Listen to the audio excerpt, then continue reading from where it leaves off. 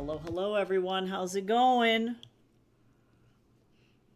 Sorry if there was music over on the YouTube side. I realized I had my desktop audio on because I was recording for a client yesterday, and that was not how that was supposed to go. Oh my god, I don't have any. I don't have Atari. I don't have a head.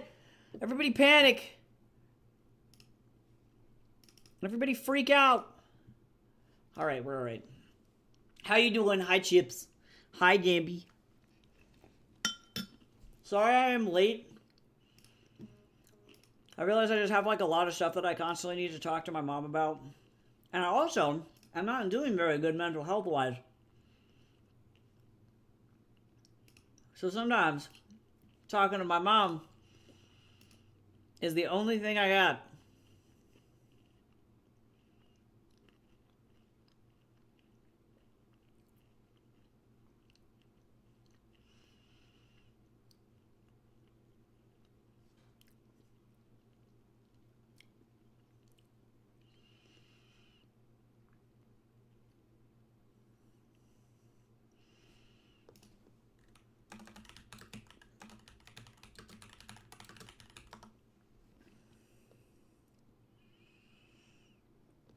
I think I know what I'm going to do for this cover.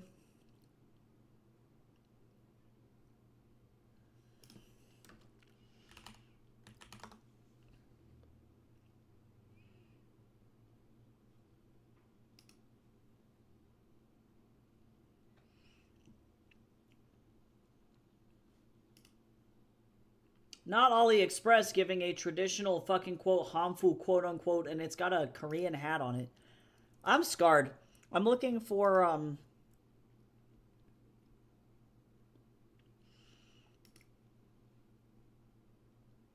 actually, this is a pretty good one. I recognize that this may not be. What's a nice Hanfu? I'll do it. It might not be 100% historically culturally accurate, but I do like this Hanfu.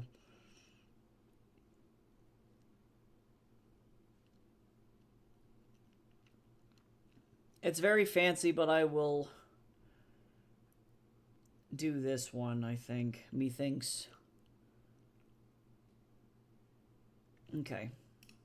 I can tone it down. Hi, Cal. How you doing?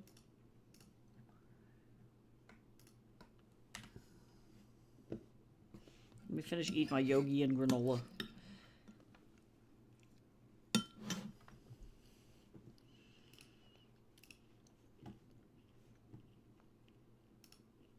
Okay. Let me get Daz open. Part of me was really thinking about canceling stream today because I'm kind of ahead of schedule. But I also don't want to get to the point where I'm behind, you know?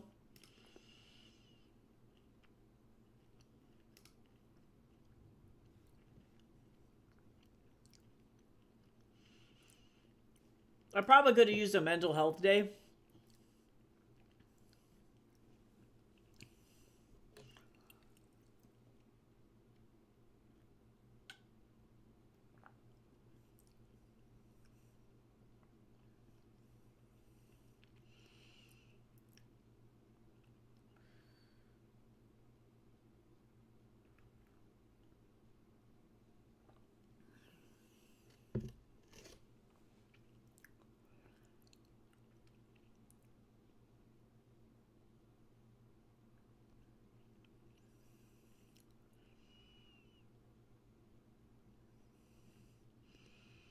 Let me figure out if there's like a specific scene that I really want to draw here. Sorry, I'm going through my script.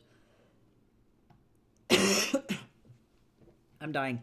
For those of you who want to read the comic and are subscribed to my patch, or not my patch, or on my Ko-fi, I have on my Ko-fi now is early access for the entirety of Chapter 11 if y'all want to read it. Also, I have a poll up for all members of my Ko-fi at any tier.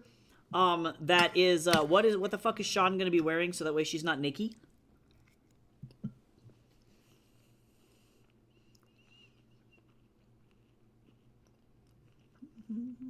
Over my head.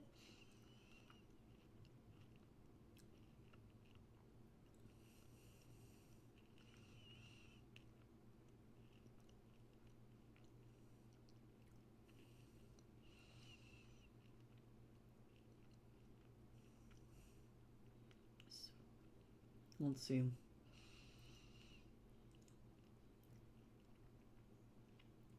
Oh my god, I forgot that Tiger makes a comeback in this fucking panel. Or in this chapter. And then fucking Wukong beats the shit out of him again.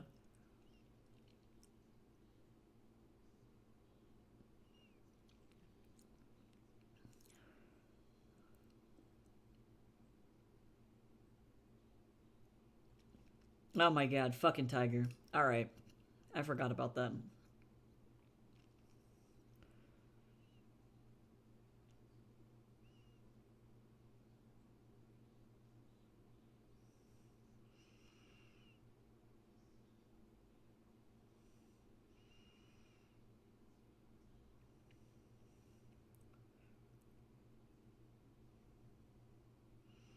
I forgot that I named one of these goons Dizzle. I'm not allowed to fucking name background characters unseriously. Like, this guy's name never fucking comes up. It's just notes for me on the back end, but I'm like, that guy's name's Dizzle.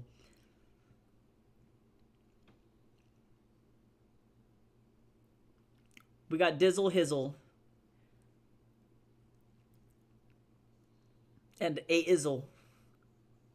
And Lizzle. Not to be confused with Lizzo. Okay, it looks like I'm going to need Tiger in this particular chapter because he's actually kind of a big deal. God bless me for fucking including a video reference to what I'm talking about. I love how he just kicks the shit out of 7 people.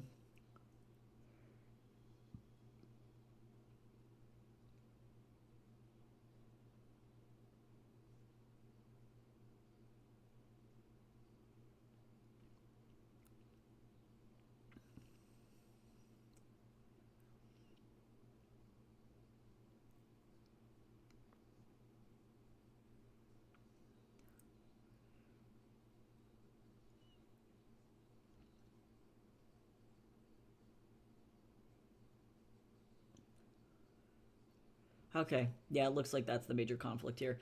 Alright, sorry, I'm lost in my own sauce. I'm okay.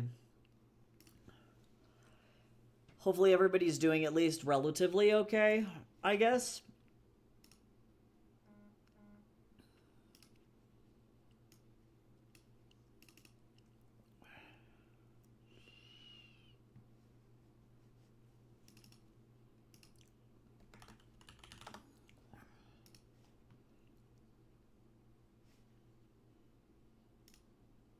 Actually, I gotta do Tiger first, because he actually has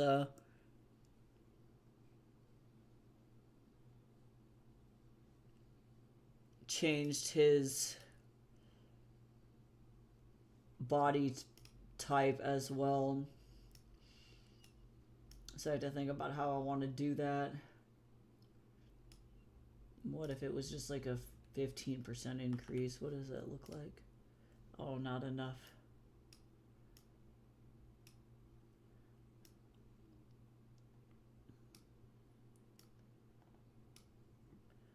And then I need to make him slightly taller. I want people to like realize slowly over time that this character is like becoming more and more demonic.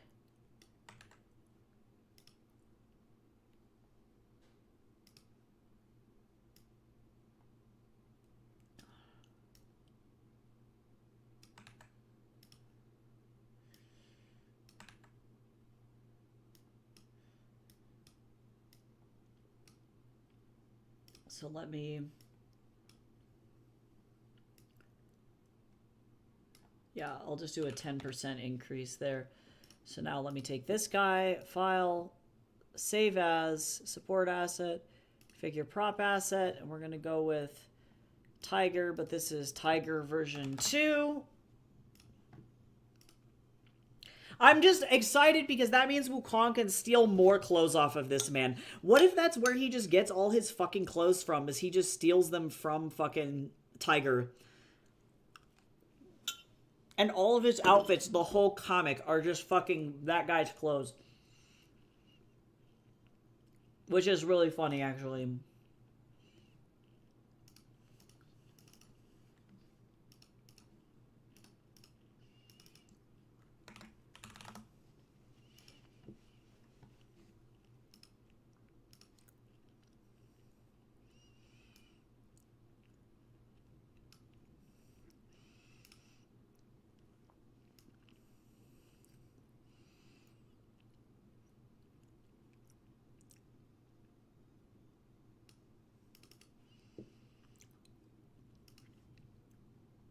It seems right.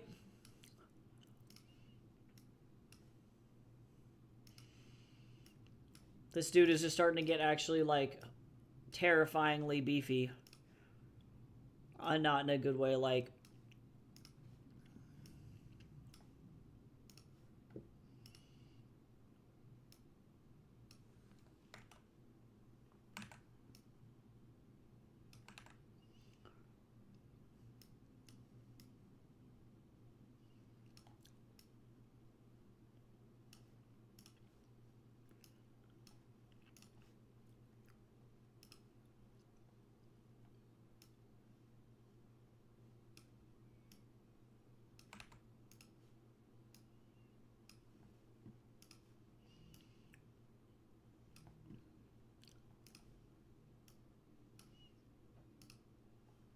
Okay.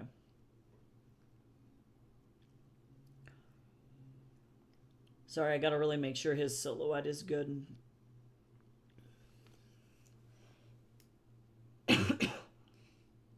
I'm dying.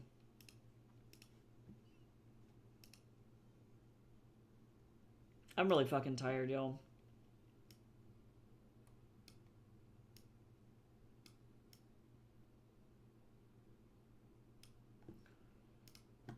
This guy looks like he's fucking doing a JoJo's Bizarre Adventure, like, stand pose, which is really funny to me.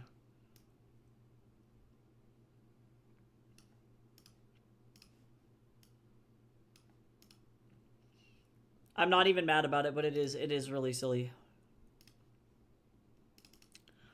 In, like, the best way possible.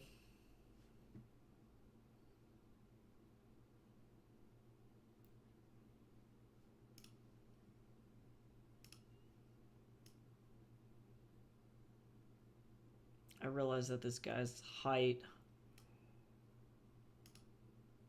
He's actually quite short, so let me also...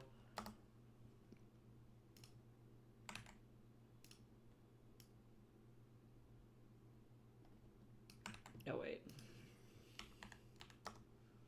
I'm gonna make him slightly taller. Wukong's just freakishly tall. Oh, look, it's a surprise Vedix. Don't tell anybody. You all saw nothing.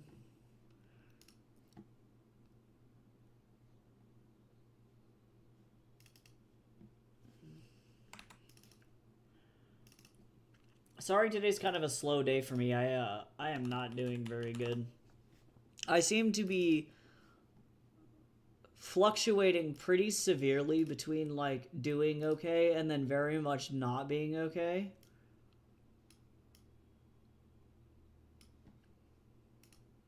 So that's fun.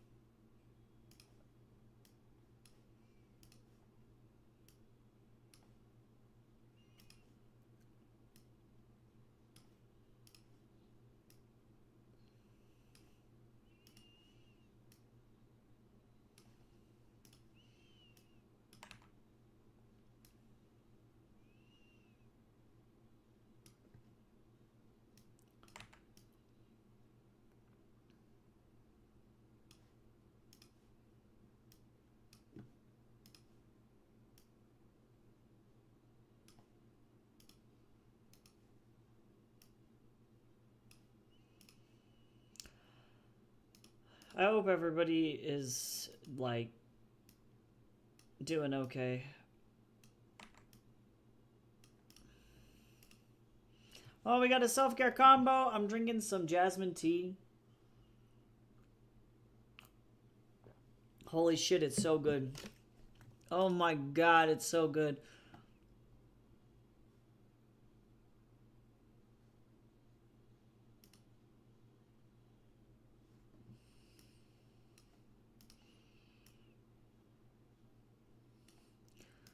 I don't know what the fuck's going on, but everybody should stretch and not be crispy. Don't be crispy.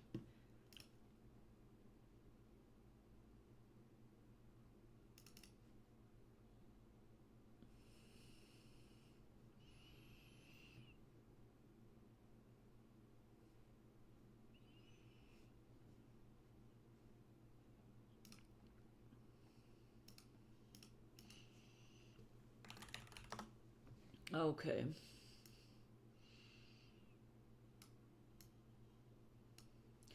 Gotta figure out where I want to position this son of a bitch.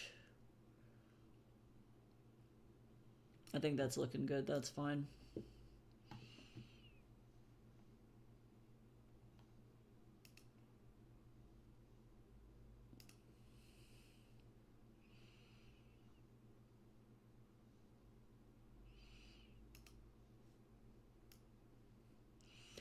I'm just fucking tired.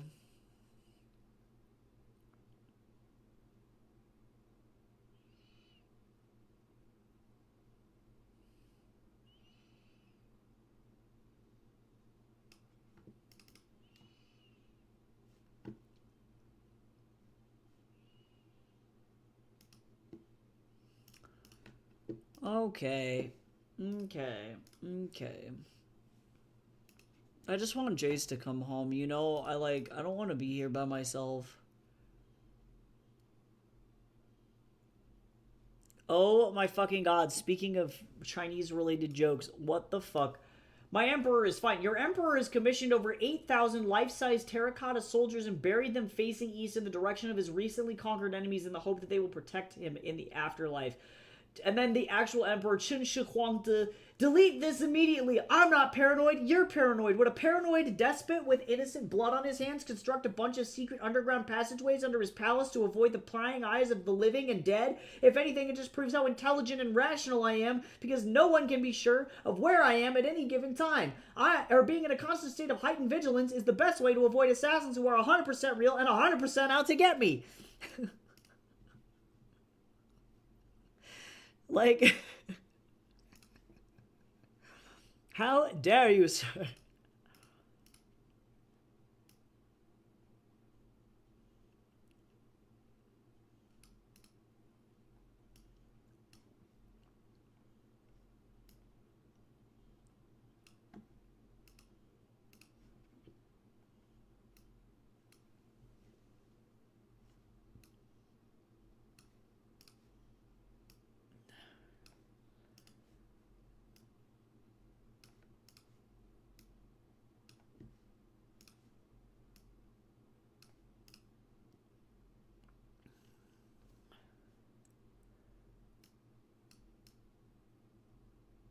Okay, I had to tilt it down a little bit.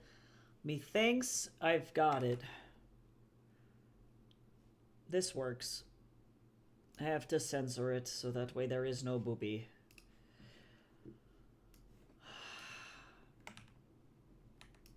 And no but, because otherwise Jeff Bezos will try and kill me.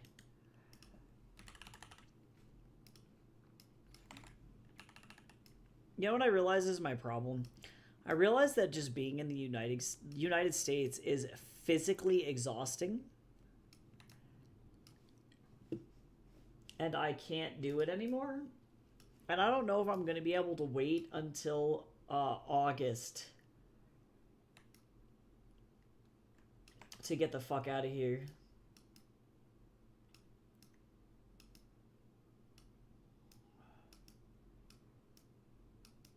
Oh, I need also to my...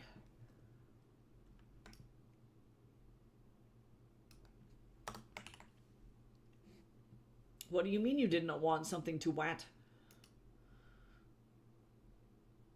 I think that you are full of lies.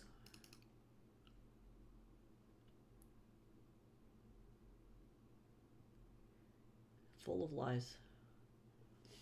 Alright, so I'm going to go into Journey to the West, Comic Pages, Chapter 11.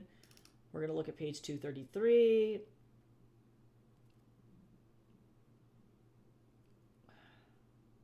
I really like this graphic background.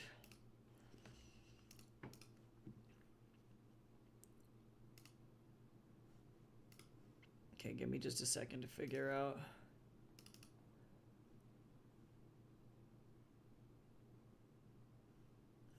All right, let's do... I gotta find Proverbs and stuff.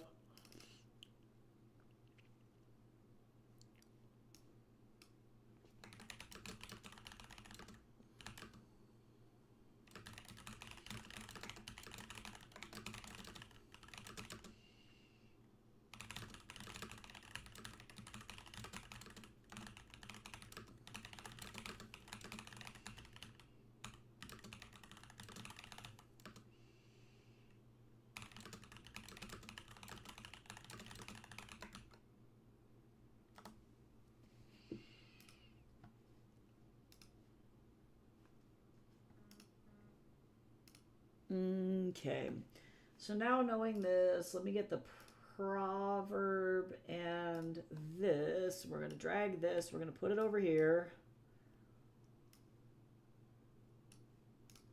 And I'm going to have the text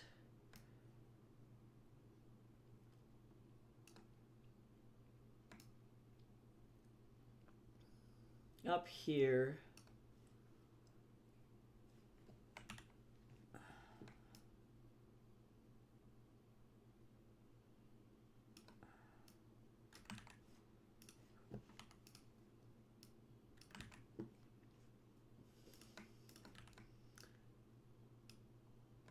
And then let me figure out, I'm going to actually shrink down this. So that's fine. And then, let me see if I can find some sayings about tigers.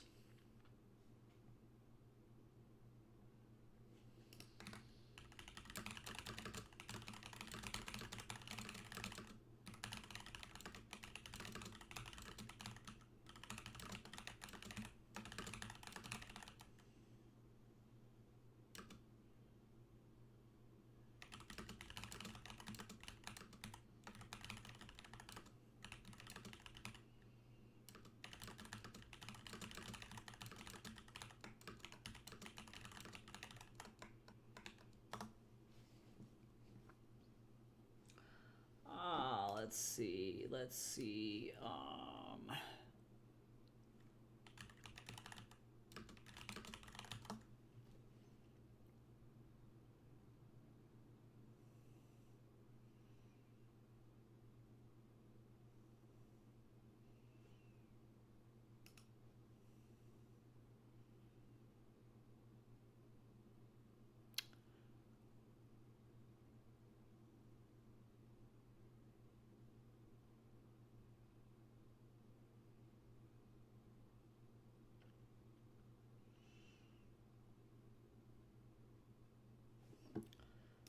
Actually, I think I'm going to call this, I have to make sure that this is actually in, I'm a fool, and I need to make sure that this is actually, like, down here, because otherwise we're going to be in a problematic space here, so this is going to seem very small, but there's so many, so there's a border, it's like all border, and, like, trim size, so that's why this looks the way that it does.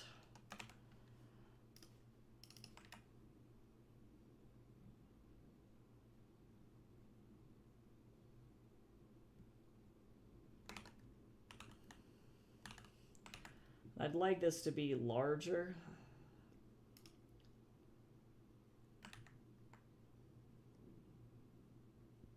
Maybe not. Maybe I'll center it.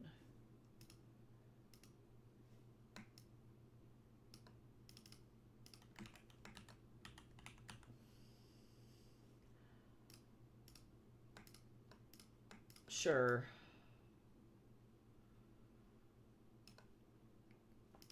And this is fine. And then this thing. Hello?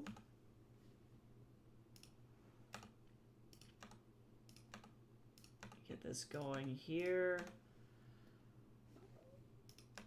Like this. And we're gonna put this down also at the bottom like this. And actually, I think what I'm going to do is I'm going to actually put this like this. And then this is gonna go like that.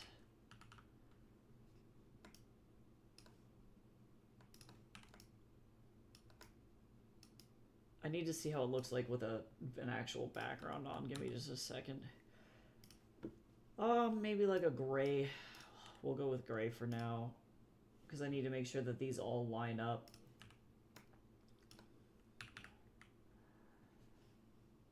And then this chapter 12 can go over here like that. Okay, that's looking better. Looking better.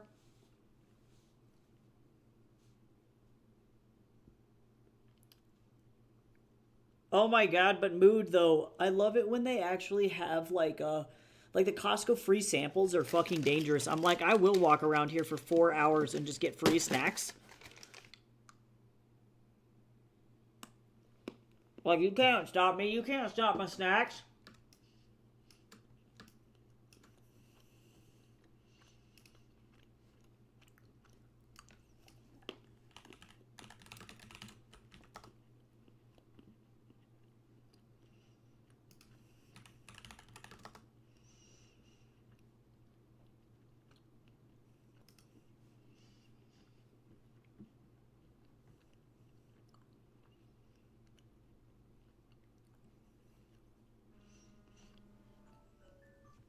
Time to eat a snack. If you haven't had a snack yet,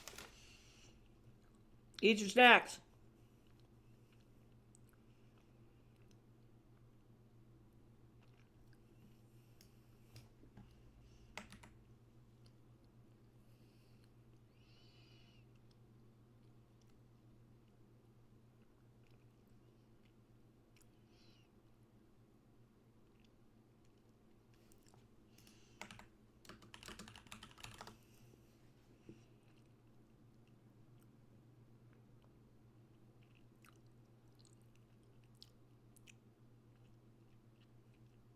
I love this. I love this fucking phrase. So this phrase is hua hu bu chen, which means draw it or paint a tiger, or paint not a tiger but a dog. Yeah, hua hu bu chen. So in other words, you set out to draw a tiger but you painted a dog instead. So in other words, it's the act of botching something.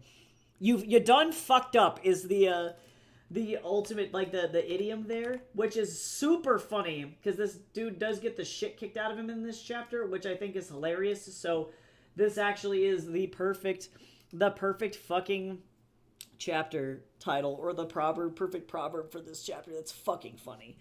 That's funny. Chinese people are funny, guys. This is a good pun. That's a good one. That's a silly one. I miss Costco. That was the only good thing about living with my grandparents. Oh, I see. They had a relatively close Costco. That's dope, though.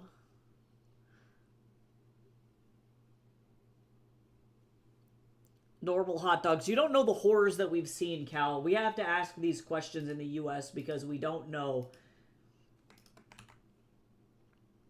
Yeah, what are the hot dogs made? Again, these are questions that we have to ask in the U.S. because, yes.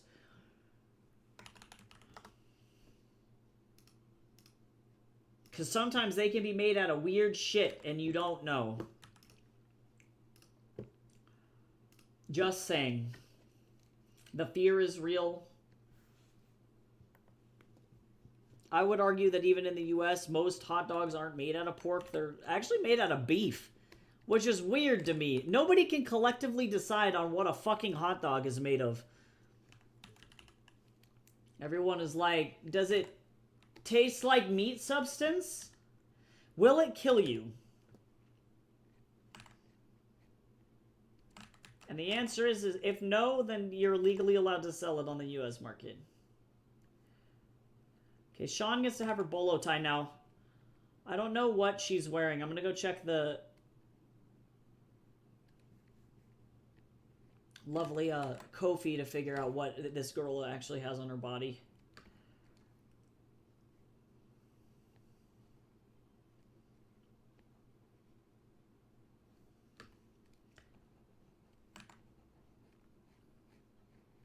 Y'all, I might go tomorrow to get my eyes laser beamed. Chicken and pork. See? Relatively normal. I've never heard of a chicken hot dog, though. That is funny. That is funny to me. I don't think that that's very common here in the States. I've seen chicken sausage. Or like a chicken... Like a mild chicken sausage, which would maybe be kind of close to a hot dog. But I know nothing about this.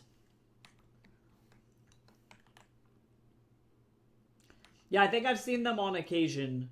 I tend to shop at like health food stores though, so they tend to be like my favorite hot dog actually, favorite hot dog brand of all time is Jewish National. And I feel like that's because they got the good ones, you know? They at least are like, this is 100% beef, and I'm like, you know what? There's no weird shit in here. I appreciate and respect that. Okay, let's see what Sean's wearing. Let's see what people voted on.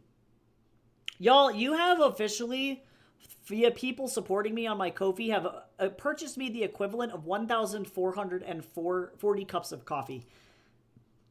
That is insane. I would just like to remind literally everyone that is fucking bananas. And I respect and appreciate you so much. Nobody voted yet. We got 1 hour and 43 minutes left. Cal, I know you're on the Ko-fi. You got to go vote. You got to go vote on what Sean's wearing. Otherwise, she's going to be naked. Or if anybody wants to throw a $1 membership at me, there also is the link to New Day, New Sean.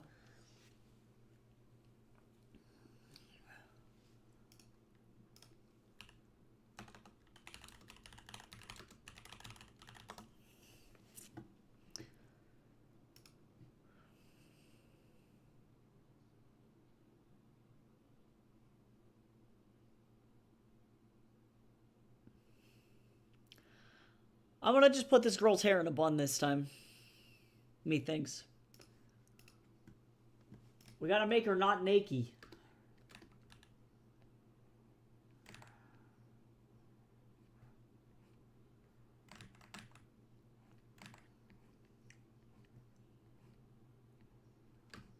You can pick as many items as you want, but also please don't dress her in 18 articles of clothing.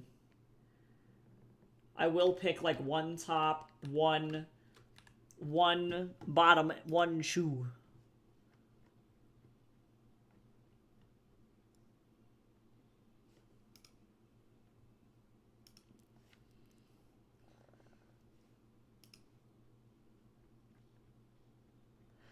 Okay, you gave her a shirt and you gave her shoes.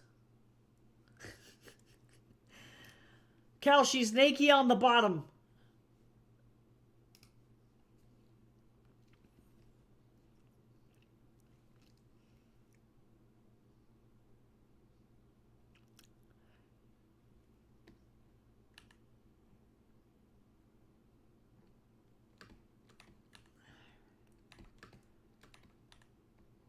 I'm gonna actually give her some, like, hair coming in front of her face, too, because that'll be kind of fun. After a substantial period of time passes, I'm gonna have her, I think, take her weave out. And then, I'm going to have her then have a buzz cut for a little while.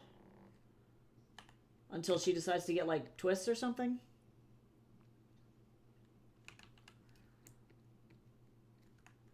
Hello?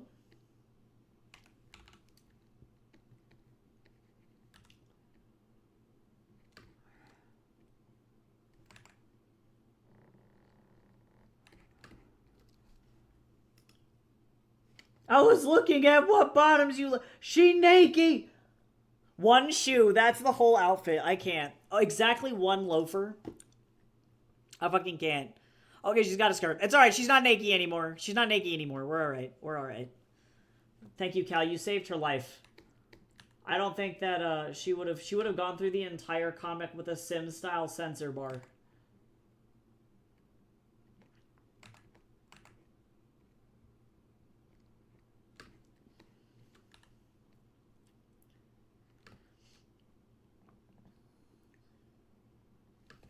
So what happens when people don't vote? She just is naked.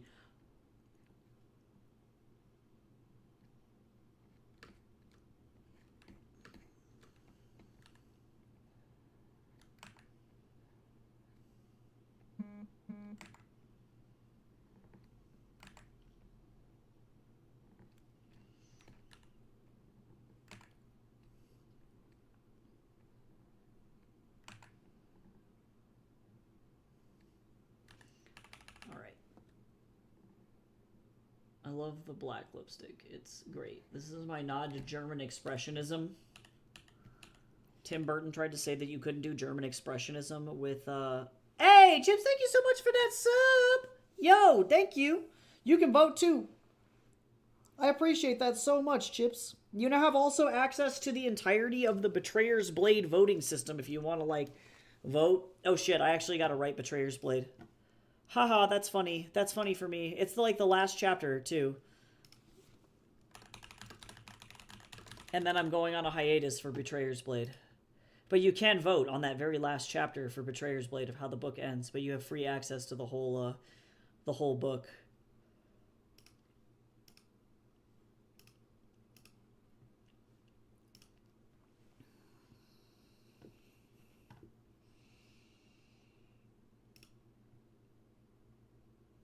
You're like, I'm trying to envision in my brain.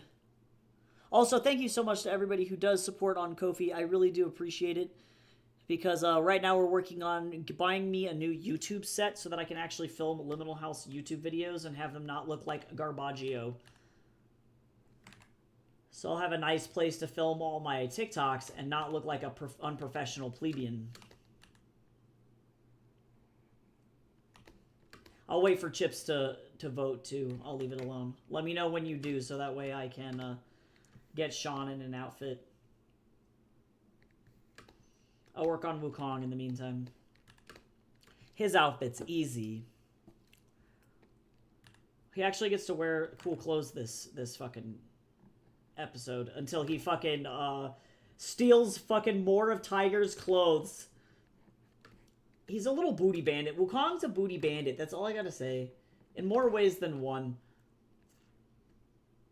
Like, he fucking cannot be stopped. I don't know what we're supposed to do. That's gonna be the running gag, is looting the body. I didn't think that was gonna be a thing, but I really do think that that's how this is gonna go.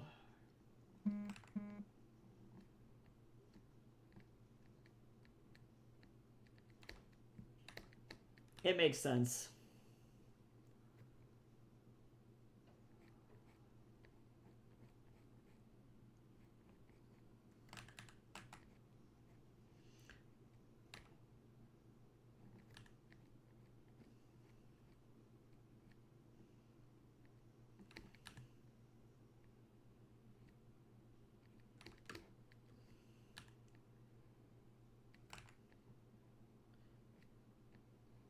I love how Wukong in this chapter. This chapter should just be titled Wukong beats the shit out of 7 people in an alleyway. Like, that should be the chapter title. They used to, in the original Journey to the West, the chapter titles were like, Chapter 1 in which Wukong, or in which Sansang, or in which, and that was how they would describe the chapters. And I'm like, legit... Oh, we got leggings. Oh. We got 2 different outfits. Oh, we got chunky loafers, though. Okay, for sure she's got loafies. So now I'm going to have to do dice rolls to figure it out. We're going to have to flip some coins for the rest of it. I actually may be able to stick all of these pieces of clothing on her at once, though. She's going to look kind of like a Billie Eilish, but I feel like that's okay. Sometimes that's just the way that it goes. I love me some loafies. I own only like one pair of loafers, and they're like very formal loafers, and I can never wear them anywhere because they're like red suede, and I'm like, I don't know where the fuck I'm gonna put this.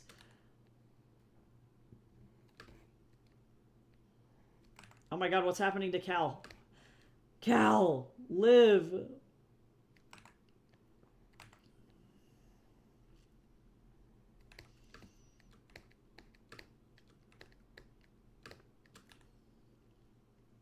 Live, Tim, you live.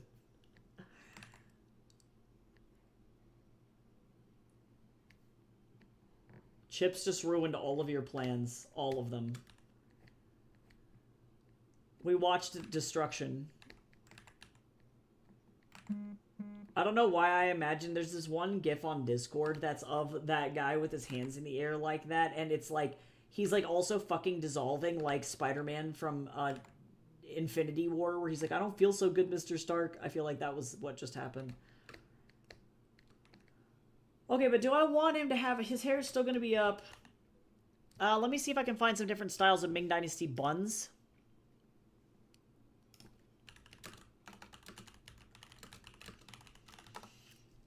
Because that's his vibe, is Ming Dynasty... let's see, men.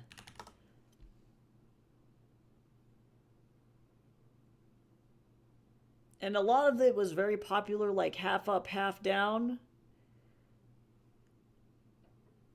Oh, but also a ponytail is totally valid as well. That is a real thing.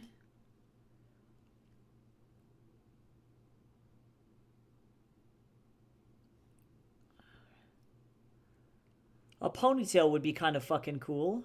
Oh my god, what are these drawings? What are these drawings of these little Ming Dynasty people?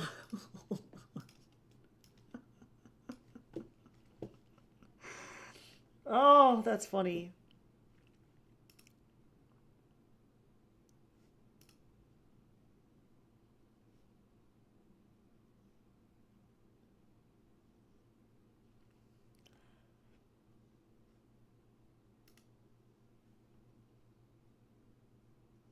The half up, half down apparently is historically inaccurate, I am learning, which is kind of funny.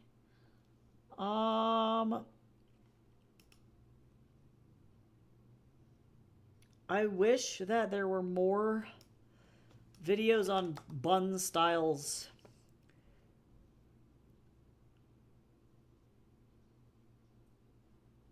For men. But there was not a lot going on with male hair is what I'm learning, so I need to chill out. I might do like the top knot ponytail, which would probably be fine.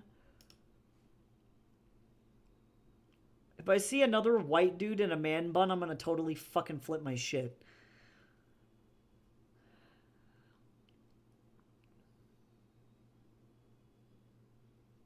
Of course, the C-dramas love the dudes with the really long hair that's out of the bun. Ming Dynasty women had like way more reign on what was going on with their hair.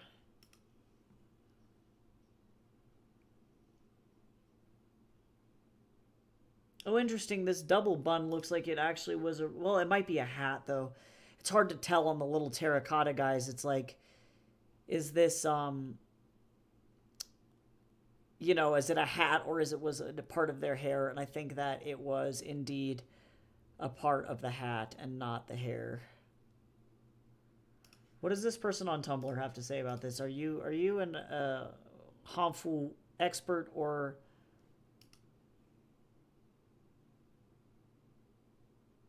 Yeah, because I think most of the vibe was just buns.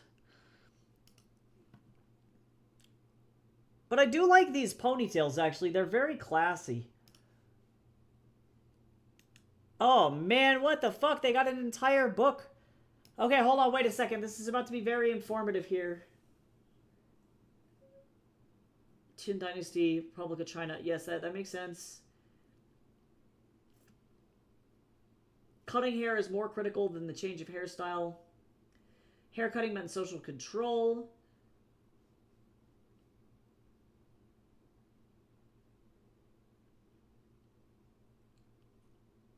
Capping ceremony. Yep, because then you get a cool hat. Yep, we know this.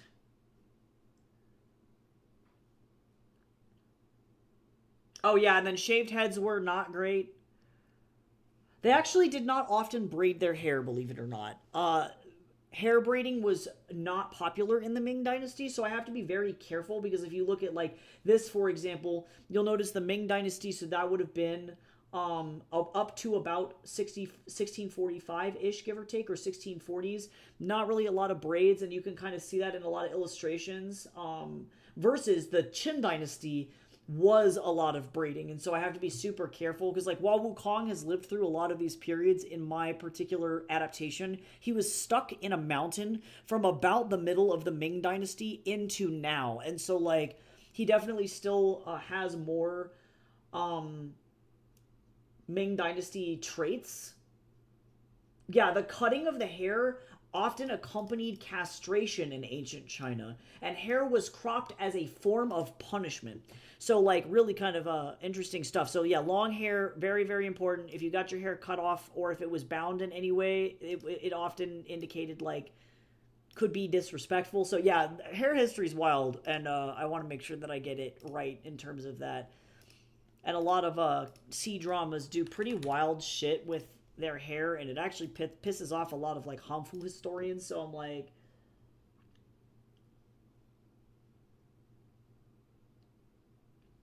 Yeah, the longer and nicer your hair, the better off you were, effectively, is the vibe. So let's see... Where did that fucking article go? Oh, here we go. This is what I want.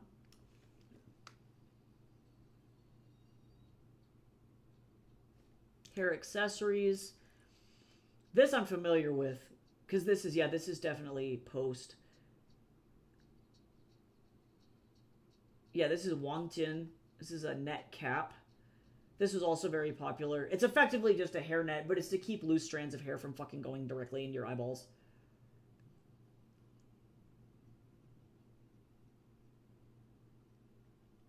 Because he doesn't need a hat. He doesn't need a hat.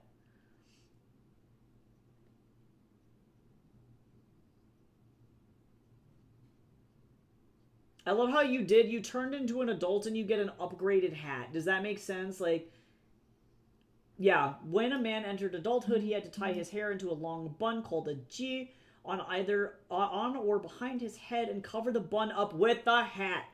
Very importante to have your fancy hat. Everybody has different hats. Ah, see, so I was looking at that terracotta warrior and I wondered if it was hair, and from the back of the sculpture you can actually see, nope, it is a hat. And there's a braid here, which is pretty cool. But I'm like, are these Ming Dynasty or are these... Oh, these are Qin Dynasty. So this is a different dynasty, right? So they had the braid, but the braid would have not been popular in the Ming Dynasty.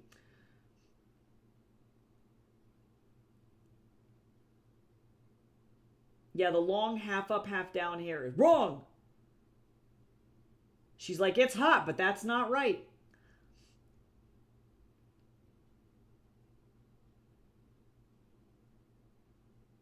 This would have been considered unprofessional and weird looking. That is funny, though. Okay, so in other words, I am very limited in my options, which is okay. A ponytail is fine. I think. It may be considered kind of unprofessional, but Wukong is also an unprofessional man. So, like, I don't really fucking feel like he, is the kind of guy to really give a shit, you know what I'm saying? Like, he just doesn't care. As long as it's out of his face, he's good to go. And so I will give him, I think, a ponytail in this instance. Let me see if it looks good. Because that's the question. Will it also fuck with his silhouette? Because that's really the question here. Is how... One, how much hair does he have? And two, does it fuck with his silhouette if I give him some longer hair? And if the answer is no, then I guess this day he gets a ponytail. He's fashionable.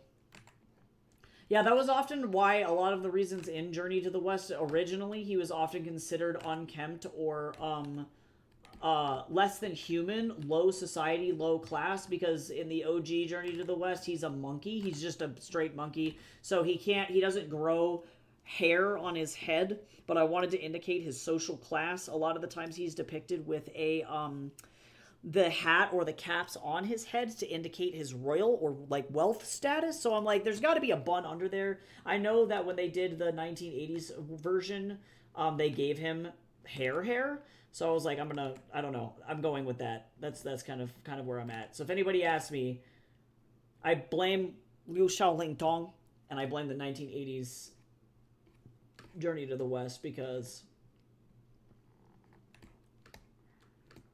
it is badass. It's definitely it's a different look. It is a unique look. Hopefully people won't be like, this is weird, but like also too, it is what it is. Okay, let me get him in a harmful. Get him in harmful. I'm going to put him in a more traditional outfit here because now he has been gifted harmful from Sean's dad because he was like, you look like you are nasty. And you're wearing some dude's clothes that you beat up.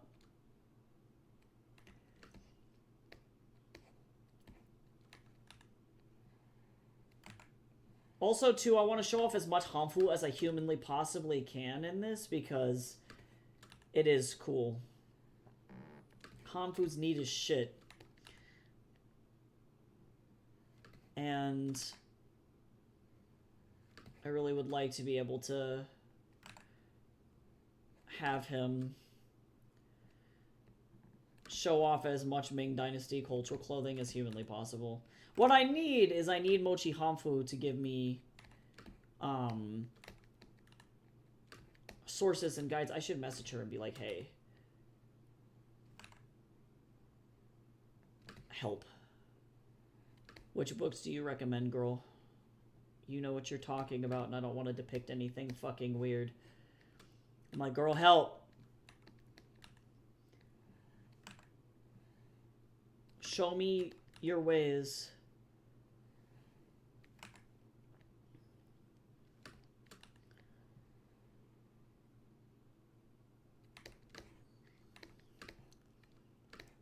Actually, I might put this a little bit higher on his waist-a-roni.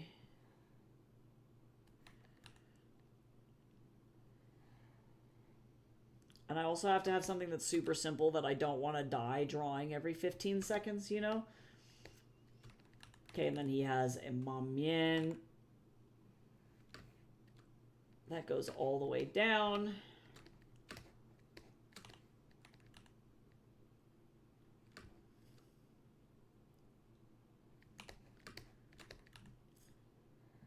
Y'all, I want to sleep forever. Can I just fucking... There's this one really iconic line from Anais Mitchell's Hadestown original, like, folk opera album. And Eurydice is singing to Orpheus, trying to convince him, like, to let him understand why she would rather go with Hades into the underworld. And one of the lines, she's just like, I want to lie down forever. And I'm like, me too, girl. I also want to lie down forever.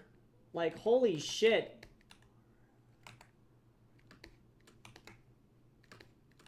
I, too, wish to just lay the fuck down.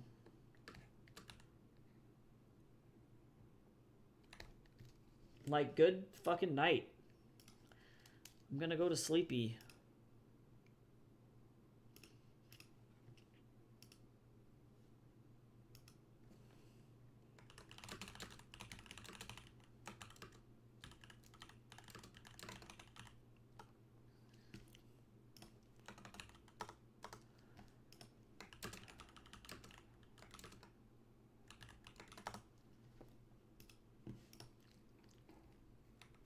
Okay.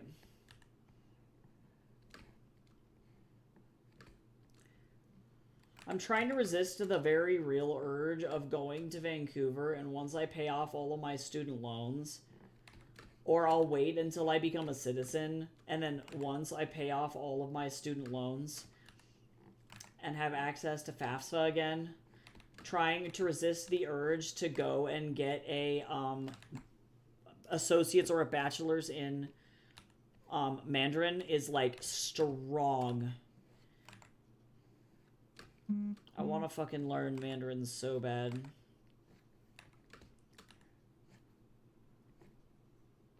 If you guys have not followed Bao Bao on either YouTube, Douyin, or TikTok, please go follow Bao Bao. Bao Bao is incredible and is so fucking funny. He's like a white dude that lives, I think, in Beijing, but he's fluent in Mandarin, and he is the funniest fucking person of all time. It's so funny. He makes like the most relatable, like, white guy speaking Chinese posts I've ever seen, and they're so fucking funny.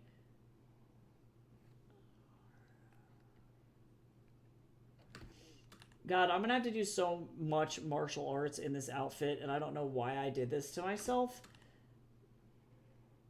This chapter might actually be a nightmare, and we're gonna kind of see how quickly I can produce high-quality action scenes from this, because the really difficult part is going to be doing... I'm probably going to be doing a lot more gestural studies than relying... Well, I don't know. It's going to be really tricky because we're going to have to, like, figure out if, I can get Daz to cooperate in terms of, like, character posing, or if I'm going to have to,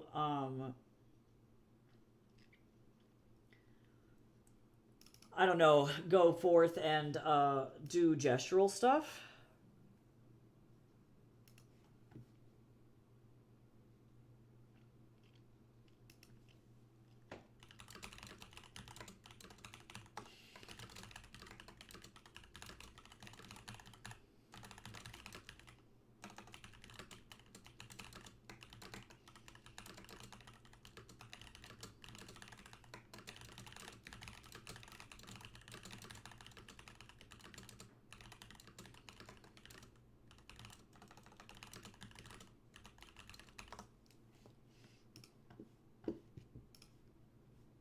Okay. Actually, you know what? I have the ability to not actually draw this Ryujin. Oh my god, wait. Do I have just this all colored and I can just...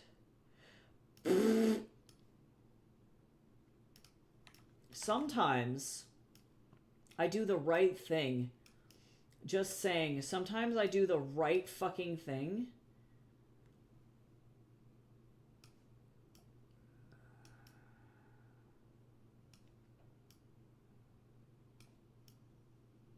This was one of those things. This was one of those fucking things.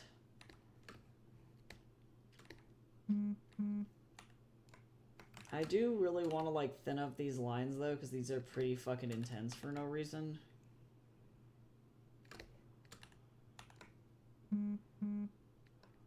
They're a little hot, you know what I'm saying? And not in the fun way, they're just kind of extra chungus. I don't need that. Yeah, I'm trying really hard to not be like, time to go be fluent in Chinese. I wish Duolingo didn't suck so bad, because I know that if I had people to practice with too, like if I live in Vancouver as well, I'm gonna have access to a lot more Chinese restaurants, like going into Chinatown. Like the last tea shop that I was in Chinatown in Vancouver was legit. Everyone in there was like straight off the mainland from China, and I'm like, I know I could probably speak mainland Chinese to you guys, and it would be pretty fucking sick. It would be easier for everybody all around. Oh, to clarify, Chips, Duolingo is not AI. I've had to, like, explain this to a lot of people. I recognize that there was a lot of confusion that went on. I try to, like, I don't know, debunk as much AI misinformation as humanly possible. I don't know if you're trapped in AdTown. But Duolingo does not use AI to create their content. They use an AI process to speed up lesson creation, and then they pass those lessons back to actual human language speakers to double check for correctness and grammar. So they're using the AI to create lesson templates, particularly for endangered languages, and not to just generate all their lessons and content. They also use AI to help with the language lip sync. So that's what they're using AI for. Their CEO was just a fucking moron and was like, we use AI, and didn't think to fucking clarify what exactly they were using AI for. I mean, like, a lot of modern video game systems, like, I mean, even looking back at older video games like Skyrim, were using AI for their lip sync and stuff like that as well. So it's not necessarily new technology. They just didn't have the opportunity nor the money to invest a tech like that until very recently. And my dude, CEO of Duolingo, picked possibly the fucking worst delivery of all time to try and talk about what, like, he was using, and then 2, did not fucking clarify which technology he was using. So it pissed everybody off. So if you are a user of Duolingo, note that they did not fire any employees after their announcement of AI, other than people who are, like, you know, getting fired for normal reasons. And 2, they were not layoffs, right? It's not like they decided that they were going to use AI and then laid off all their employees. So Duolingo is still fine. The guy's delivery of his fucking address was just so fucking bad. I've never seen anything like that. My dude fucked up. His PR was really bad. Yeah, they're using it to speed up their process, because effectively they work on, like, they're a non-profit, so they have very limited employees. So, like, imagine the process would be like, you tell AI, hey, these are all of my lesson templates and how the lessons work for, like, say, Spanish, for example, because Spanish is one of their most developed languages that they have on the app. And they're like, hey, so this is how this works. And then now develop me similar lessons for a less spoken or less used language, like Icelandic, for example.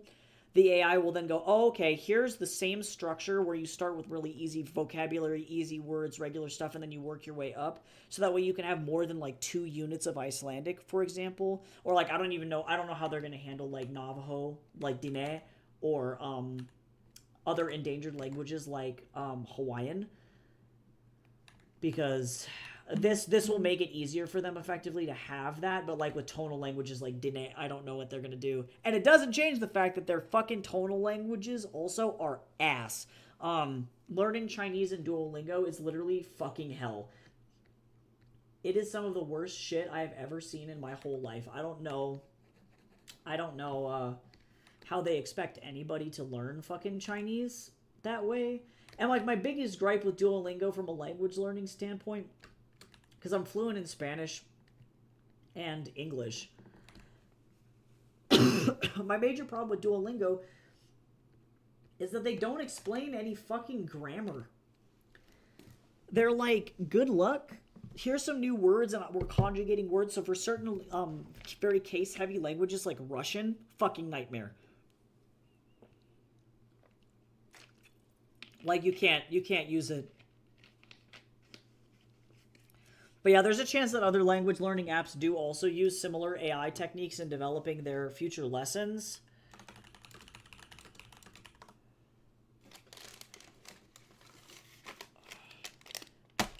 And to be clear, Air Influent also has AI.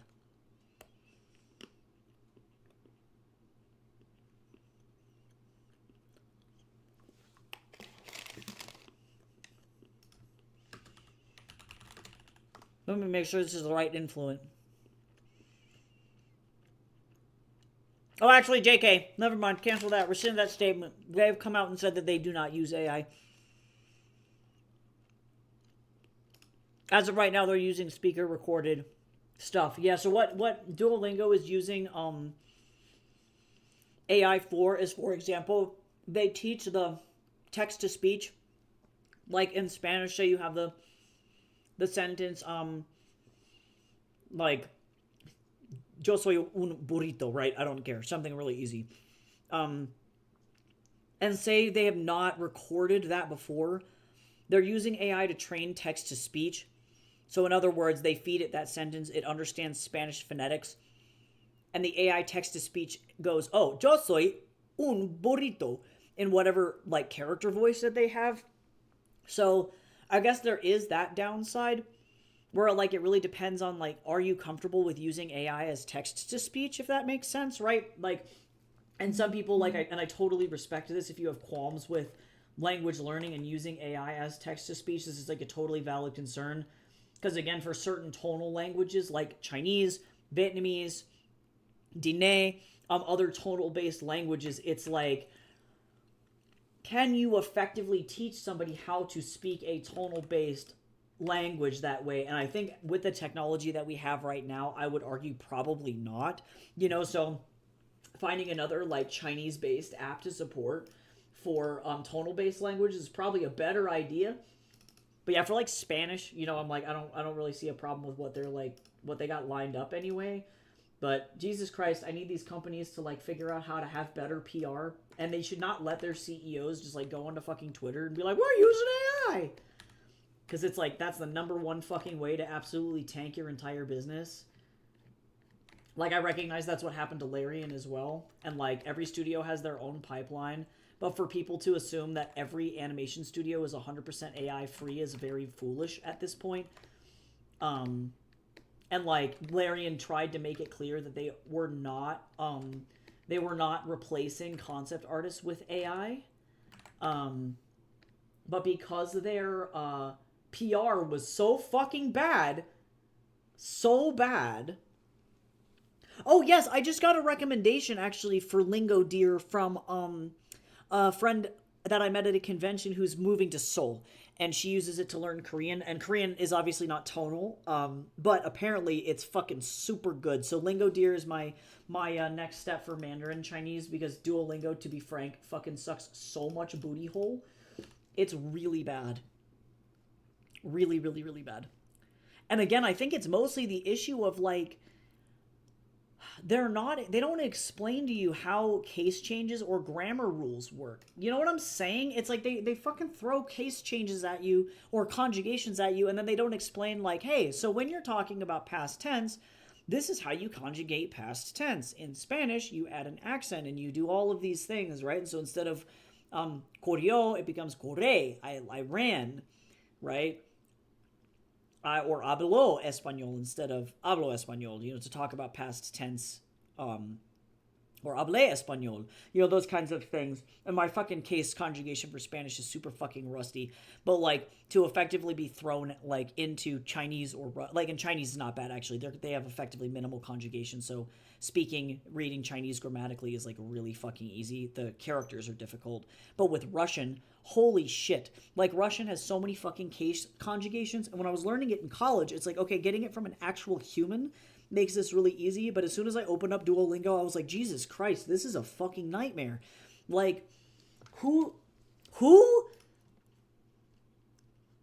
This is my impersonation of an owl, but that owl is the Duolingo owl, and the Duolingo owl doesn't know how to make effective application learning tools for complex languages with multiple cases.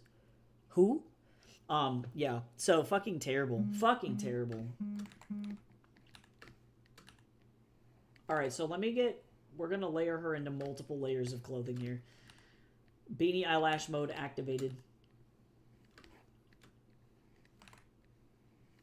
Yeah, I realize I like low-key have a problem with how modern media reports on AI usage in softwares, because they oftentimes really intensely want to push a narrative, because you either have applications or like magazines or news media that are very pro AI, like almost to a fault. Like, I would be willing to suck fucking Sam Altman's wiener over this AI. But then you have media organizations on the opposite end, where it's like, actually any and all AI is the devil, and if you have any AI in your applications, you're going to immediately fucking combust and burn in hell. And so it's very difficult to find news media sources that are reporting on things accurately, over like, okay, like, what actually is happening with the software, or like, what policies are they implementing or using? Are they hiring or firing employees? Because in the case of Duolingo, they actually hired employees, as far as I understand, to help with the AI development and to make sure that it works, but they did not fire any of their human language trainers, and it's like, I swear, I don't fucking know. It makes me upset. So yeah, like, and people are like falsely reporting on, like, point being is it happens a lot. Like, I think about with Larian Studios and Baldur's Gate, the CEO again made a very bad PR mistake and was like, yeah, we use AI, or we allow our concept artists to use AI to ideate. And people brought up very, very, very good points about why that's not okay. And like, I'm definitely not very much like a fan, at least for me personally, of using AI to ideate for concept art, because I find that the art that it generates is just ass all around. There's not really any reason why you should or could use it for art at that point. But they were also using AI to do things like create PowerPoints, slideshow presentations for meetings and shit. And people even got mad about that. And I'm like, bro, it's just a fucking PowerPoint. Like, there's it comes to a point where it's like, I'm sorry that y'all are angry, but you guys have been using Siri for decades, and Siri's fucking AI. Amazon Alexa is AI. The Google Assistant is AI, right? And so there seems to be a very strange disconnect, I think, between I think what people understand is or is not AI and how long we've actually had it. And so then when people report on it, it gets very inflammatory for no fucking reason. But that's just me. I'm just sick of people freaking out over shit. I feel like we have other better things to fucking worry about, like AI water usage, for example. Like, probably fucking getting a handle on that is a really good idea, because if they're going to continue to implement more and more AI technology into shit, we need to fucking get rid of fossil fuels, because it's going to kill our planet. Like that kind of shit. I'm like, we're focusing on the wrong problem here. Yeah, right. The current price of rate. Yeah, we need to put a hard cap on Nvidia and other companies who are price gouging, right? Exactly. Like, there are so many facets of AI that we should be worrying about and focusing on regulating, and like, whether or not somebody uses it to make a fucking PowerPoint is really not it. Like, sure, like, sorry, that's kind of annoying, and like, having people become overly reliant on that technology is what is contributing to the overusage and environmental damage of AI, but like, ultimately the fuckers that are running the power plants are the fucking problem. The fossil fuels are the problem. The stock, like, price rigging, like you're saying, for computer parts is a fucking problem. Like, we're pointing our shotgun at the wrong target here. Like, I'm pretty sure the Duolingo owl is not using too much environmental strain. It's because it's not like it's a generative AI prompt where if you can't, I mean, granted, I shouldn't say that 100%, because you can pay for Duolingo AI or whatever, where you can have AI chatbot conversations with the Duolingo owl and practice your language. But I imagine that feature is not very fucking good. So it's like, why would I invest my money in that? Like, that makes zero fucking sense. Like, I don't understand why anybody would fucking utilize that right now. And will it get better in the future? Maybe. But would I want to invest in that kind of software or use that kind of software if they don't get the environmental damage under control? Probably not. And I can just like go find actual real people to speak with. Like, back in my day, as I like fucking shake my little old man cane off, we used to fucking go into AOL chat forums and talk to people in AOL chat forums.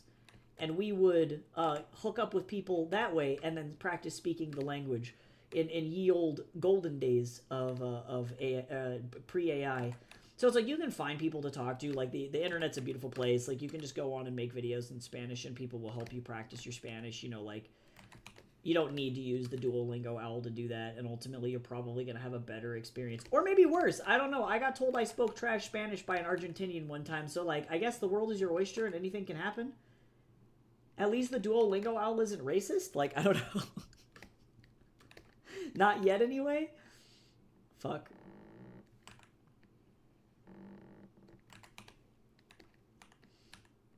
There's definitely pros and cons. Yeah, I wish people had better critical thinking skills to be more nuanced. But I recognize also right now a lot of people are very traumatized by a variety of different things going on in the world around them. And it's easier to make non-nuanced decisions than it is to think about stuff that's too overwhelming for too long. So I think a lot of people are defaulting to, hey, I want to just not think about this for as long as humanly possible and let somebody else make a decision for me, versus like, okay, well, can I make a nuanced decision about this technology myself? And it just stresses people out, which is also, again, totally reasonably understandable. We're like worrying about fucking prices of groceries and like whether or not we're gonna like actively get shot at.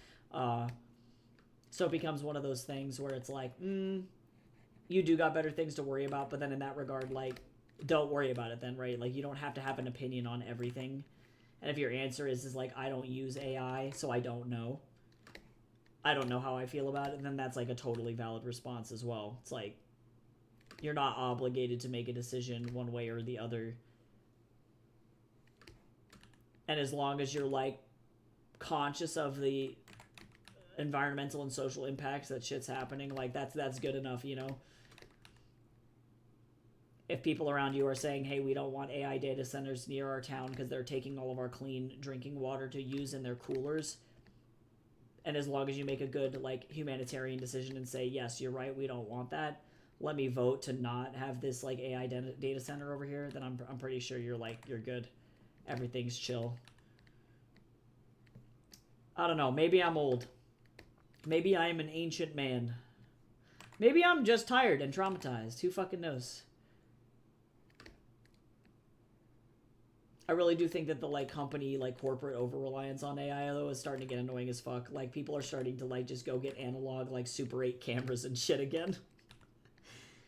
Because they're like, I don't want to fucking look at your stupid Instagram filters anymore. And then they like chuck their phone into the ocean, and it's getting very dramatic. And I deeply appreciate it. I appreciate a good dosage of drama.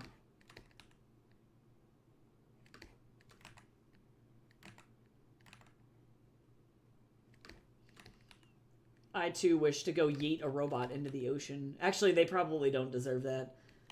I watched a video of a robot that was dancing at like a robot convention, a robotics convention in China, and he got like stuck in the little like cloth divider that was separating the general public from his area, and then he immediately had the worst breakdown of all time.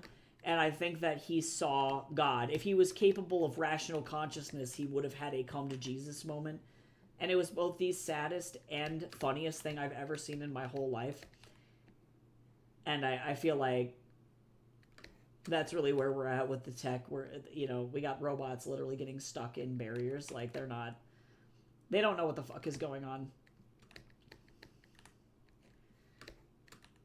So to expect that to do your taxes, I don't know. Fuck, man. We've lost the plot. We have lost the plot.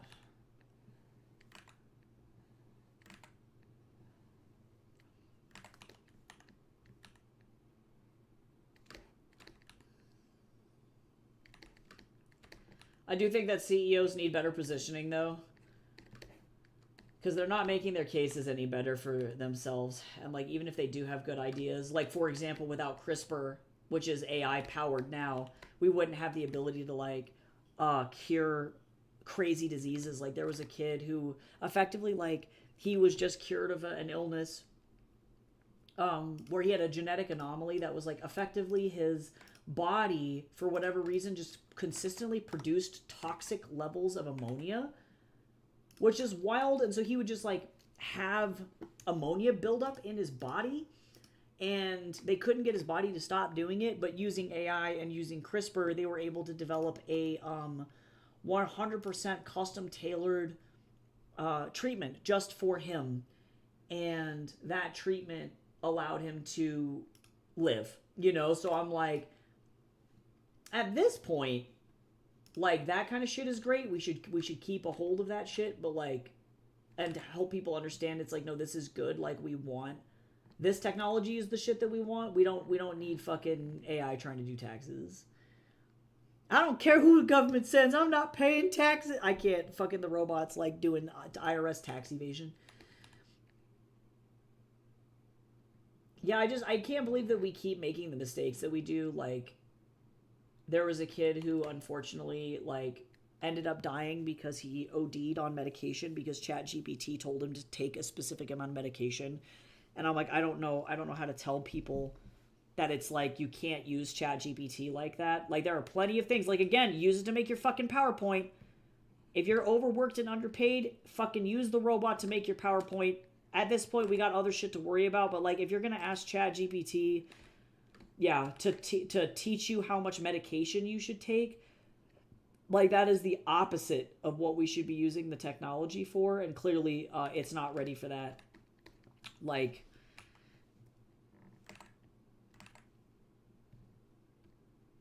and it's fine. Like, if they want to restrict the usage of it, like, I feel like if they just took back some of the features that it currently has, like, effectively using ChatGPT as a glorified Google search engine, totally fine. Like, that shit works fucking fine. But, like, I remember when I was a kid that, like, we were taught you have to double check every single thing that you look up, because people on the internet lie, or sometimes things are wrong, or etc., etc. So, like, if you couldn't find a verifiable source, then it was fake. You know, like, you just, those were the lessons that you learned. You know, it was like, this is how you navigate the internet. And I feel like, unfortunately, people have the assumption that ChatGPT is just always right, and that's where the hubris comes in, is it's like, it's not going to be always right. There's no way in hell. It's like, it's not God. You know, it's like, it's not going to know. There's no way. And to expect it to be right 100% of the time is a really bad place to be.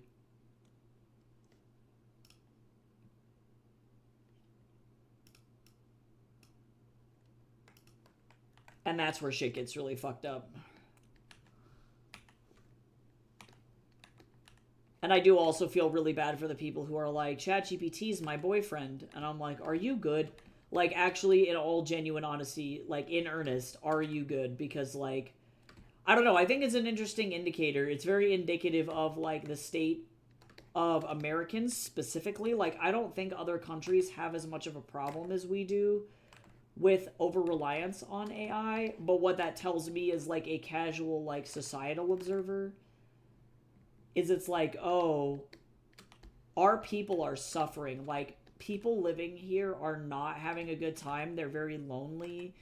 Yeah, loneliness. Yeah, exactly. They're super, and then also, too, they feel very unstable. So I think to some degree it goes beyond loneliness. And then, of course, the people who are deeply affected are the people already suffering from, like, clinical psychosis. So they're already kind of delusional, or they potentially have, like, anxiety disorders that are stressing them out really, really bad. Or they actually do have psychosis, whether that be schizophrenia or other, like, stuff that would impact that. And then you add ChatGPT into the mix, and ChatGPT's number one goal is to always make the user feel like they're right. And so then you have people who are suffering from, like, for example, delusions of grandeur. And then all of a sudden, you know, the British police are, like, going and trying to fucking get a man to stop climbing up the outside of Buckingham Palace because ChatGPT told him to assassinate King Charles. And it's like, that man 100% believed that he could, you know? And it's like, uh-oh, like, so these people are very vulnerable, point being, is, and nobody is really, like, none of the businesses that are running these softwares want to be accountable for other people's psychosis. And they don't want to claim responsibility for that. So it's like, oh, well, it's not my fault that that guy decided to scale Buckingham Palace and try and assassinate King Charles. We have a little disclaimer at the bottom of our software that says ChatGPT is, to some extent, fake, and it's a robot, and you can't believe everything it says, so if somebody does that, that's their own problem. And it's like, well, that's a fucking terrible way to go about that. Like, there's got to be a better way that we can have more accountability for people, because, like, people are doing weird shit. Yeah, and I guess, to be fair, you bring up a good point, Chips. To be fair, Japan has always had a really interesting relationship with technology. Like, I think about the guy that married Hatsune Miku, for example. Also, sad development on that. His boyfriend, or I guess his virtual Hatsune Miku wife product, the servers ended up getting shut down because they no longer supported the product. So Hatsune Miku died. Very sad. So I don't know if the guy is still married to Hatsune Miku, or if he has to get a new wife now that they effectively pulled the plug on his wife. Yeah, but he's like the only gentleman that I know of as of right now that is married to an AI, or was married to an AI. You know, but talking to him about it, he definitely expressed a lot of feelings of like he was doing it because he felt like Hatsune was the only one who understood him.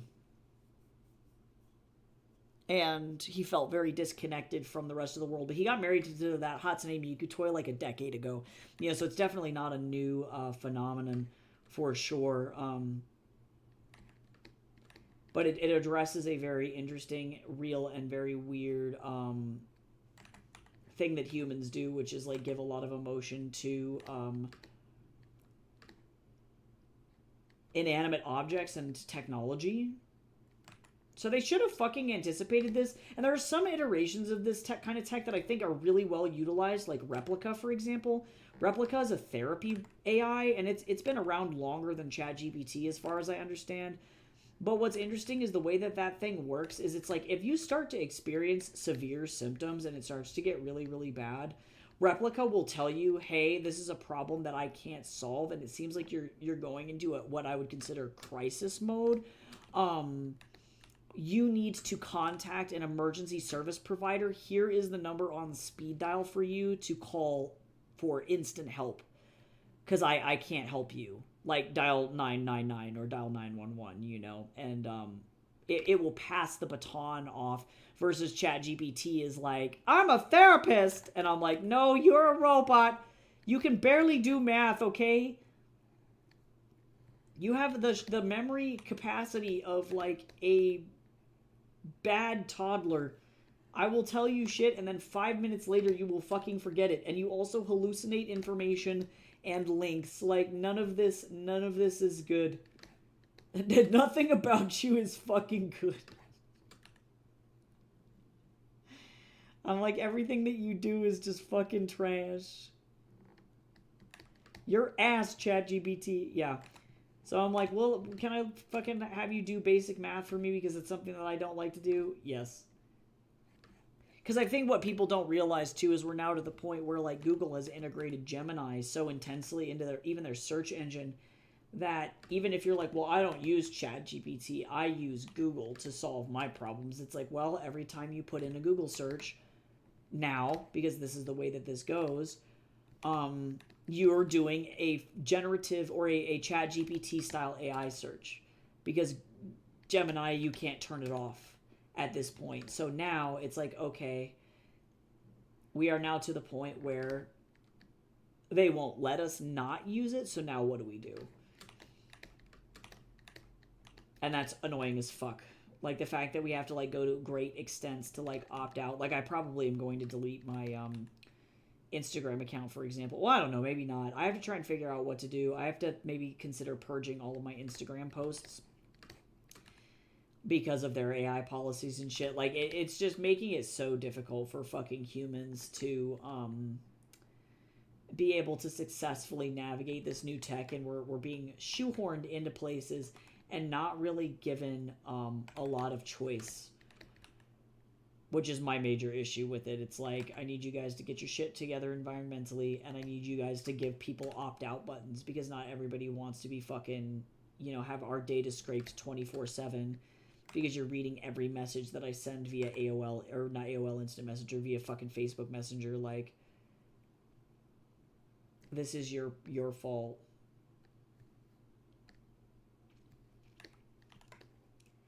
Look at this man. Look at this Chungus man.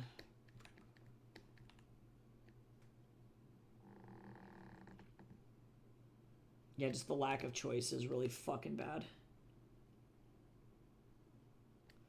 My goal as a like publishing house is to always be like 100% honest, and if like it's up to each individual author, like I'll have certain policies, like, you know, if the book was edited by AI, I can't take it, you know, those kinds of things where it's like I'm not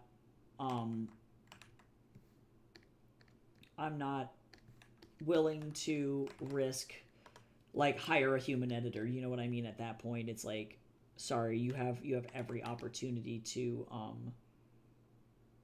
not do this, and you're deliberately making the choice to use a shitty editing alternative, so sorry, you don't get to get published by me, and that's like just the way that it goes. And people need to figure out their shit. But like for me, it's up to each individual author. Like if they want to use it for making marketing copy for their social media, I'm not going to stop them, but I as a platform am not going to use that for mine, you know? And so trying to be transparent about that is going to be the really difficult thing, because it's effectively, it becomes an author accountability issue versus a like publisher responsibility issue. And all I can do is direct them to editors, and then if I find out that they're using fucking AI for any generative part of their process so that it involves the actual manufacturing of the book itself, then I have to figure out how to fucking kick them out. You know, it's like that's considered I actually should probably put that into my author contract, because I'm going to be sending them out to authors for the first time soon, and that probably should be in there as an AI usage policy, which I don't have in there yet, but that's actually something I should probably think about. Let me write that down, because I need to make sure that people understand it's like there are very specific things that you can do, but yeah, there are very specific things that you can't.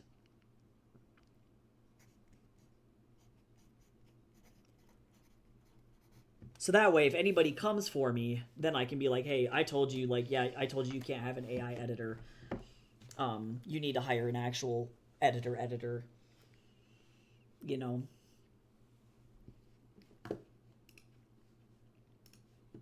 Or if you use AI for a book cover, you can't, you know.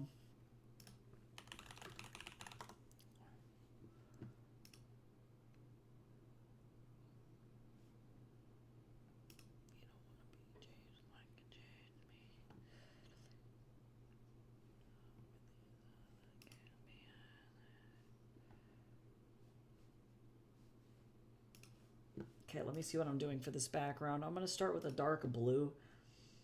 Actually, let me just open my color palette really quick and color these sons of bitches in. Yeah, because the last thing that I want is for me to be like, yeah, so hey, as an author, as an individual author, you have the ability to use ChatGPT in this way, X, Y, and Z, and then have people come from me and be like, well, you said that the author could AI edit their book, and it's like, nope. Actually, according to my fucking contract, it says that you cannot do that, and I will literally fight somebody to the fucking death over that shit. Don't do that. Don't fucking have AI book covers. And thankfully, so far, all of the authors that have come to me, so far it's been a good sign. Like, I did have an author who was like, yeah, currently my current book cover that's a placeholder is AI, and I want to hire you for a new book cover. And I'm like, okay, thank God. You know, like, that could have been much, much worse. Much worse. So I'm very glad that that so far I've not run into that issue. But I'm afraid. I have the fucking fear.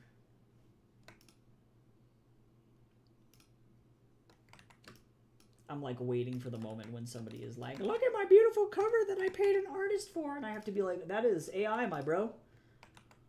I have to be like, sorry, broski. This is fucking horrifying looking, and you have given me a monstrosity. Why did you do this? Bruh, you've made a monstrosity. Also, I'm glad that your tea made it to you okay.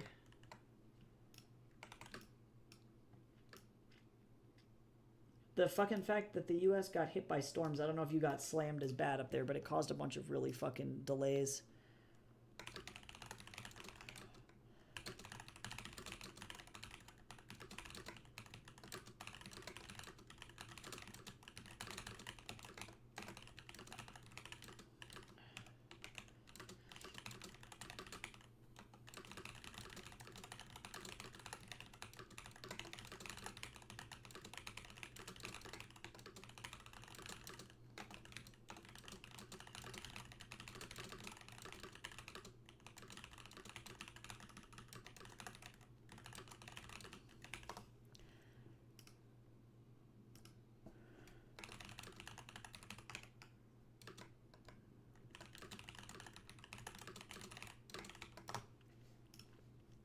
Okay.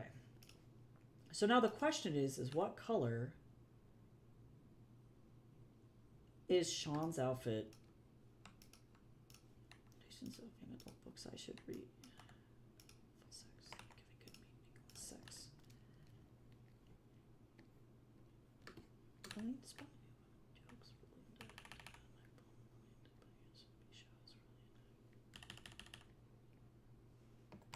Yeah, but I have that on my running to-do list now.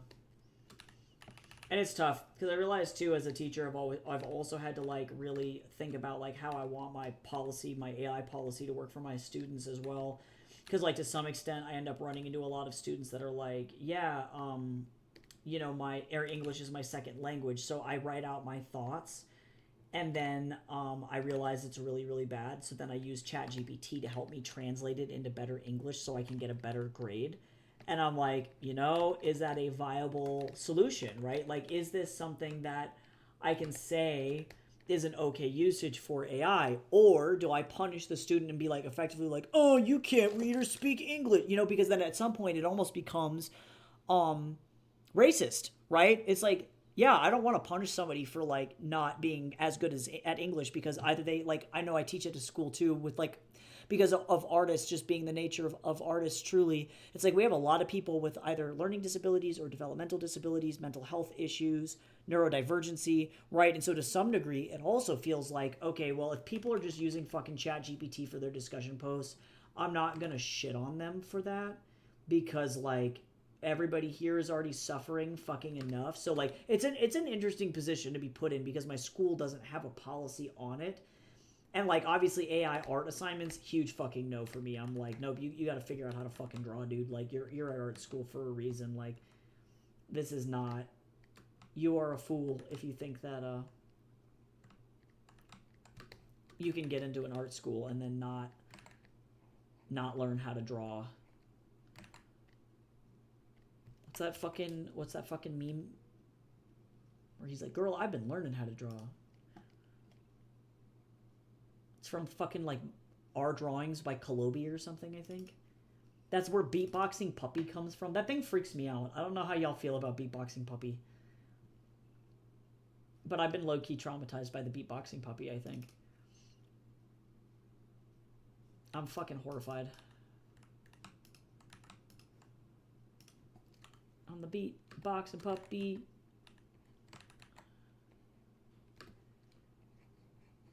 I don't know if any of y'all have watched that thing all the way through, but by God, I feel like I experienced some shit and I will never be able to unsee it.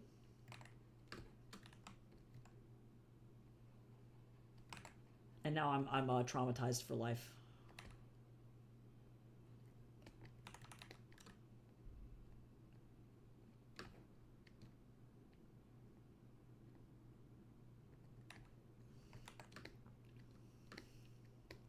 I have been scarred. Why are you horrified? Don't look up Our Drawings by Kolobi. Or if anything, actually, if you want to understand, literally just Google Beatboxing Puppy. And if it's a poorly put together 3D animation, you know you're in the right place. It's fucking terrifying. One of the worst pieces of animation I've ever seen in my life. Pretty bad. That thing haunts my nightmares.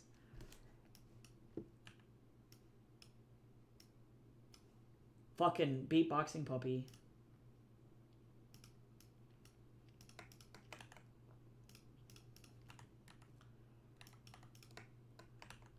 Beatboxing Puppy. What do you mean, Chips? You don't love Beatboxing Puppy? You're not a huge fan of Beatboxing Puppy as an essence?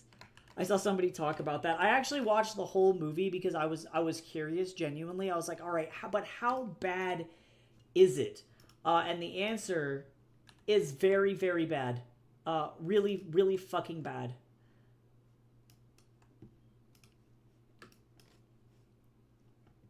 It's like the modern big-lipped alligator moment. Oh my God.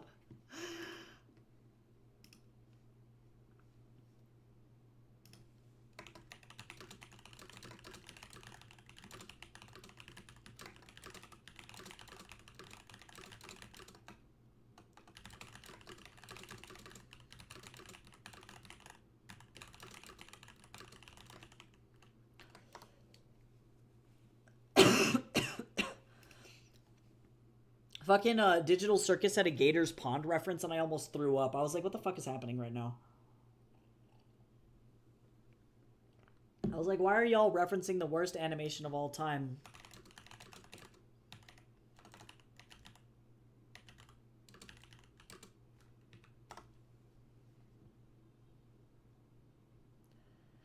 Okay, so 602 CE in Golsha, yeah, Golsha Town, Luozhou. Let's see. So 602 AD, Chinese zodiac for 602 AD. Metal rooster. So what are lucky colors for rooster? Actually, it makes sense that he's a rooster. Ah, gold, brown, and yellow. Okay, so actually, I somehow accidentally... What are the unlucky colors for the rooster, though? Oops.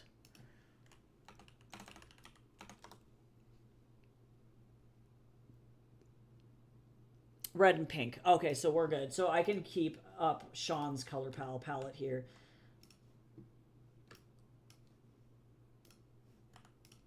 Okay, I'm going to put her in leggings. Not that one. Kind of a fun legging color. And her socks are going to be white. She already had white socks on earlier in the comic. So this is fine. Hello. So some fun brown leggings. And then I'm going to go with this like lime green shirt.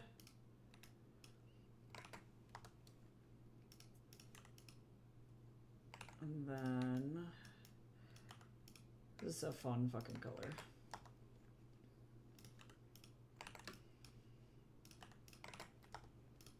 Or it's like a lemon yellow, like a lemon meringue color. And then like this khaki color for her polo underneath. I actually kind of like this Billie Eilish look we got going here. It's actually pretty great. I ain't mad about it.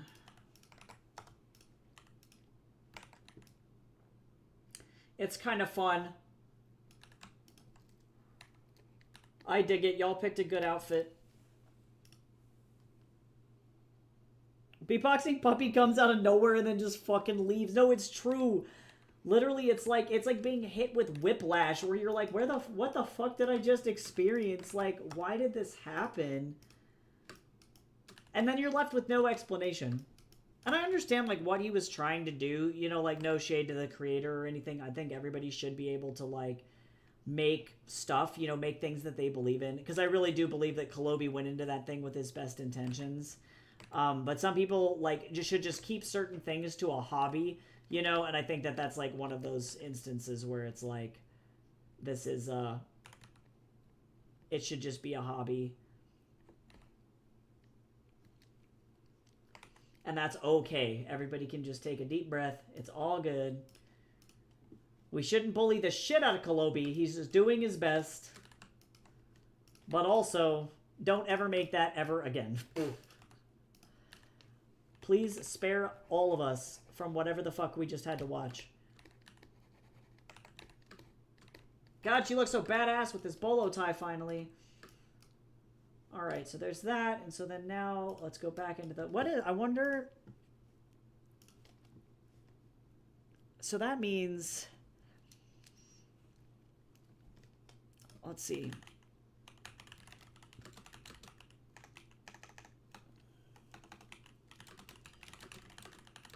Oh, I realize I, unfortunately forgot a very important part of Wukong's costume, actually. Because I get an F.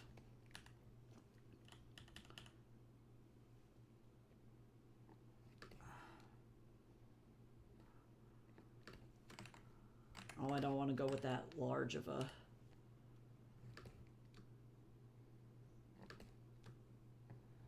I forgot his,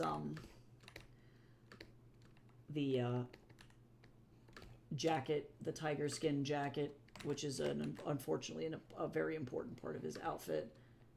And they are in Los Angeles, so it's not like they can be like wear jackets. When it comes to be more wintertime, he can wear a jacket, but like as of right now, like the fact that he's wearing this outside at all, I'm assuming it's like a light bomber. It can't be like that, like a mid-weather jacket. But like, good God.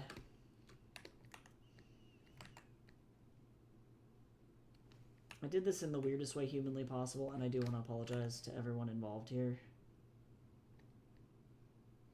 Beatbox and puppy.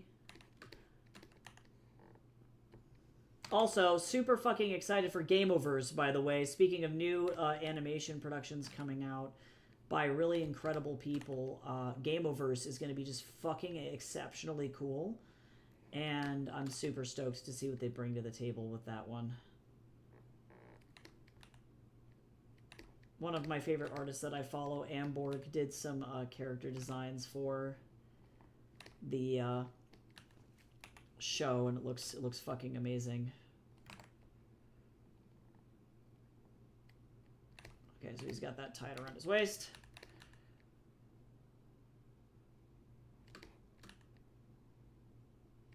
At least he looks cool.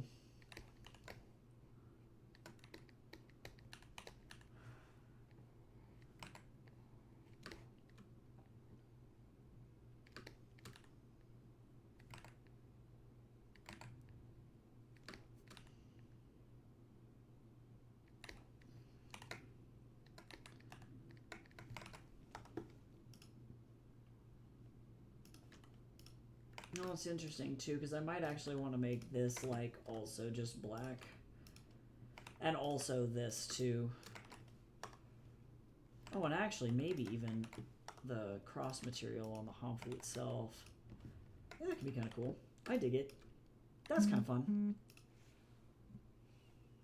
Beatbox and puppy. Oh my God.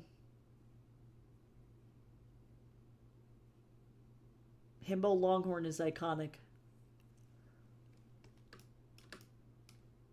Okay.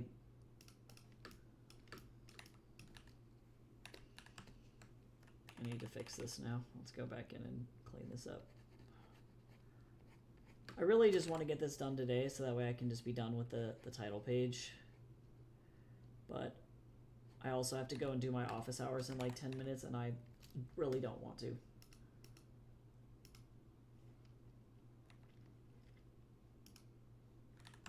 Absolutely not. Hydrate. Oh, we got a self-care combo. Don't be stinky. That's all I have to say is don't do it. Don't do it.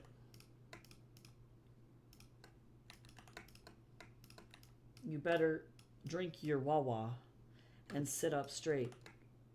Don't be crusty.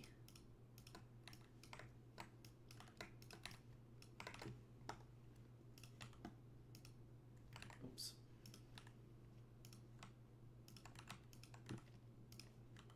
I'll get up and like go do whatever in about 5 minutes, I think. God damn, I don't want to do it. But unfortunately, I am in a situation where I kind of have to. I don't want to be a teacher anymore, like real bad, actually. Like, I am getting very burnt out over like really like I don't know what to do, because I do want to maintain this like, oh, I forgot his hand for. I want to maintain this like everybody can draw or everybody can write, everybody can be creative, you know, like Ratatouille style approach, like Chef Gusteau style approach to being creative, right? Because I really do think that everybody has the power to be creative to some extent. But also, as a teacher, it is insane to me that people will go to art school and pay thousands of dollars to be really bad. Like, nobody told them, like, hey, this is a bad idea. Or they expect that a teacher is going to take you effectively from having, like, what I would call a like middle school art skill to like super professional, like ready to get into the industry art level. And I'm like, I don't know how to tell you that like it's not gonna happen. Like, I can only do so much. I can do what I can, but like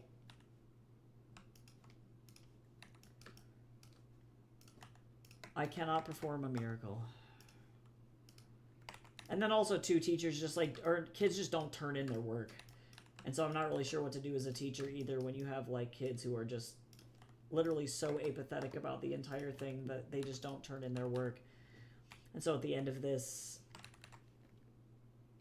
semester, or at the end of this week, I have to like send out emails to all the students and be like, are you dead? Like, you good? Or do I need to perform CPR? Like, or I tell students what they need to do to fix it. Like, I understand if you need to like withdraw from a class because of like you know, stuff going on in your personal or private life, you know, like that, and there's no shame in that. But then when you give students the advice to go do that, and you're like, hey, you can fix this problem, go on now, go do it, and then they just don't, and then they continue to fail your class, and you're like, no, I tried to help you, like I tried, and you just don't care. Like, what the fuck am I supposed to do?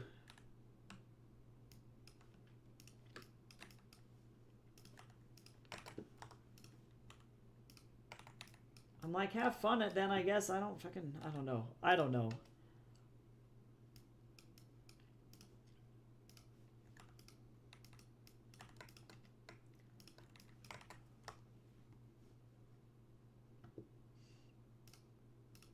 I'm like, sorry you're suffering. I don't know.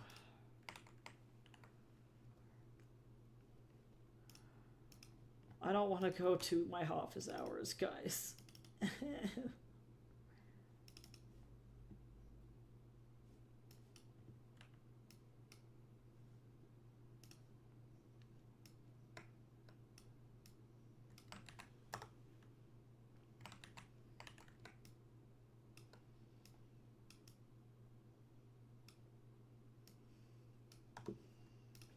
I don't wanna.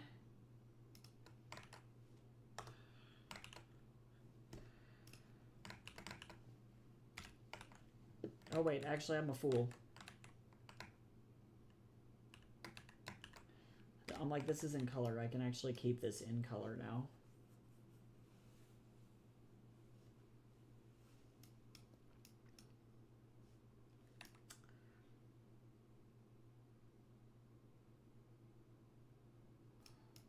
I feel like, though, too, we're going rogue.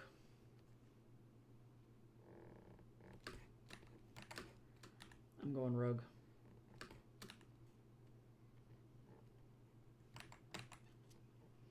This needs like a silhouette breakup really bad.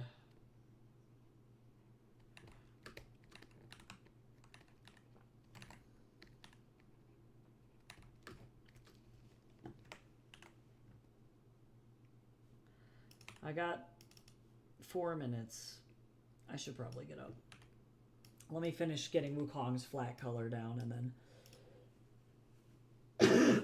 Holy shit, it's so dry here. I would really like to not die, you know what I'm saying? Like, if I could just get Colorado to chill out for like 5 seconds, that would be amazing. There we go, that's a lot better. Breaks it up a little bit. Oh, and then we're pretty much done with the color there. So now I gotta shade it and then do the background. So I'm gonna do that probably like off camera. And actually, like, there are some things about this silhouette even. Let me fix this while I'm looking at it. Like, I recognize where that's where it was on the model, but I'm not a huge fan of this and how close it is. So let me just really quickly adjust the silhouette here.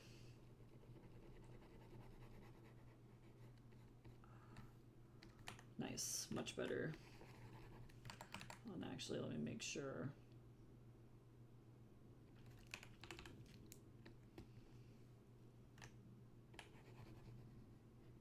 And then I'll do the special effects too. Yeah, that's a little bit. Well, even still. Hold on. Hello?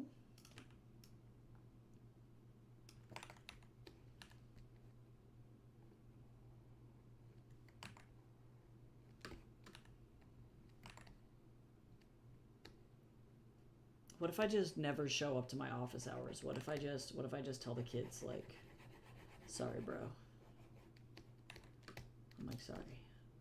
I have dissipated off the planet. I am invisible. Oh, and see, now this is doing weird shit. Hold on, hold on. I'm getting there.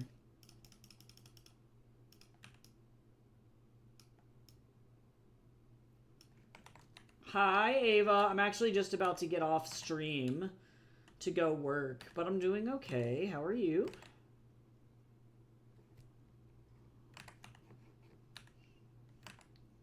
Fixing this silhouette a little bit. It is not from the Barbie movie.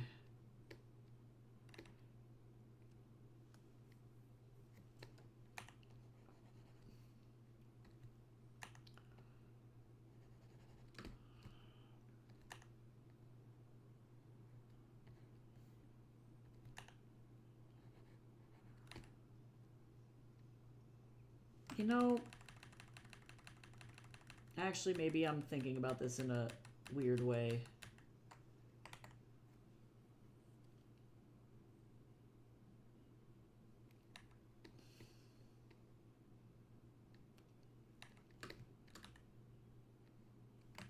And maybe...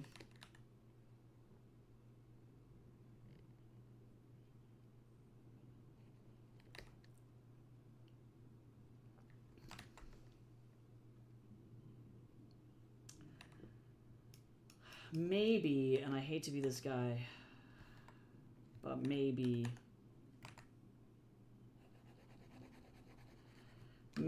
I don't need this in here, actually.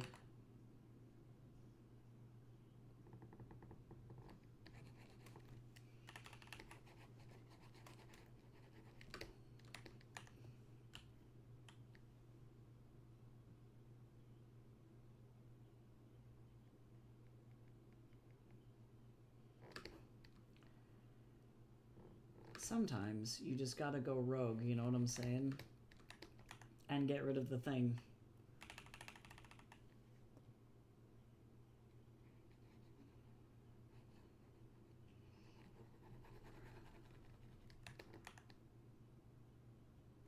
Hello?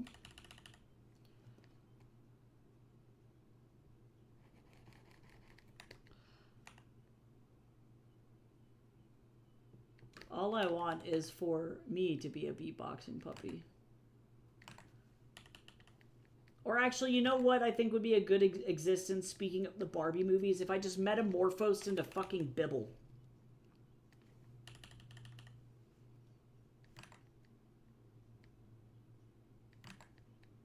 I'm gonna clean this up once I get into office hours. I just want to see if this looks appropriate, which I think it is going in the right direction.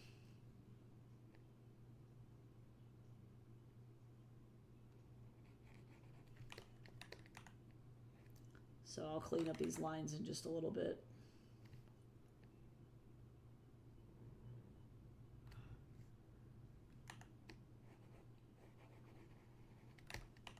All right, that looks a little bit better, but let me clean this up.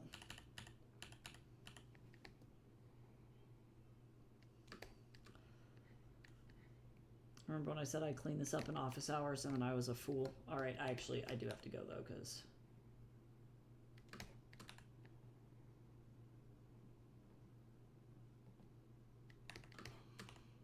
if I'm not careful, I'm gonna be like hella late. But you know what? Nobody ever shows up to it, so I feel less weird about it. And I may end up actually expanding how big they are now that that thing is not on the top. Or I need to just play around. I don't know. I have some thoughts. I think I know what I'm gonna do. Oh yeah.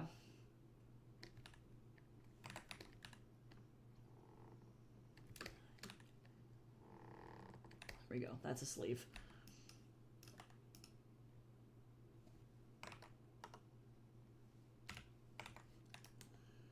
Oh, that's not what I wanted. That's fine. I'm going to play around with this some more, I think. So I'm going to go ahead and go. I got to dip out and go to my office hours. So I hope everybody has a fantastic rest of your day. And I will chat with you all on Monday, where I'll be working on some commission work. So I'll see you then. I hope you have a great rest of your day and a good weekend. And I'll talk to you soon. Bye-bye.